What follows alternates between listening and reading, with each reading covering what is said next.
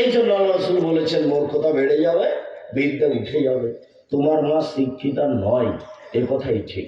আল্লাহ বলছেন ইন্নামা ইয়াতাযাক্কারু উলুল আলবাব, শিক্ষিত মানুষ উপদেশ গ্রহণ করে, শিক্ষিত মানুষ উপদেশ গ্রহণ করে। চার শ্রেণীর মানুষ জান্নাতে যাবে না। এক, বাপ মাকে মানে না যে। দুই, জুয়া খেলে যে। তিন, খোটা দেয় যে। চার, নেশাদার দ্রব্য খায় যে, তারা জান্নাতে যাবে না।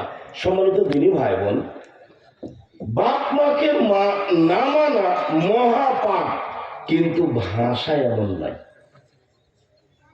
1 টাকা সুদ খেলে 36 বার জেনা করে যত পাপ হবে, 1 টাকার সুদের পাপ তার চেয়ে অনেক অনেক বেশি। তো সুদের পাপটাকে জেনার সঙ্গে লাগানো হলো কেন? কেন লাগানো হলো? পৃথিবীর দ্বিতীয় মহাপাপ হলো বাপ মায়ের অবাধ্য চলা। কই ভাষা এমন নাই।